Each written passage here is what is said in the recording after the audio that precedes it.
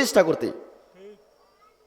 ওয়ালাউ কারিহাল কাফিরুন, এত যদি কাফিররা অপছন্দ করে, এত কষ্ট যদি পায় না কেন, আল্লাহ এটা চান, আল্লাহ করবেনই। কিভাবে করবেন? আল্লাহ তাআলা পরের আয়াতে বলছেন, হুয়াল্লাযী আরসালা রাসূলাহু বিল হুদা, তিনি সেই সত্তা বা তিনি সেই আল্লাহ যিনি তার রাসূলকে প্রেরণ করেছেন হেদায়েত এবং সত্য দিন সহকারে। অদিনিল হাক্কি লিইয়ুযহিরাহু আলাদ দীনি কুল্লিহি, মানুষের তৈরিকৃত যত ধর্ম আছে, মানুষের তৈরিকৃত যত জীবন ব্যবস্থা আছে, সকল ব্যবস্থার উপরে আল্লাহ তাআলার দ্বীনকে প্রতিষ্ঠা করবেন। সুবহানাল্লাহ। ওয়ালাউ কারিহাল মুশরিকুন, আল্লাহ তাআলা এখানেও বলছেন যে মুশরিকরা অপছন্দ করুক। তাই এখন কথা হচ্ছে, দেখেন এই আয়াতকে আমি যদি খেয়াল করি, হয় কাফের নইলে মুশরিক, যারা আল্লাহর জমিনে আল্লাহর দ্বীন প্রতিষ্ঠা করতে চায় না, তারাই কষ্ট পায়, কোরআন প্রতিষ্ঠা করতে বাধা দিতে চায়, হয় তারা কাফের নতুবা তারা মুশরিক।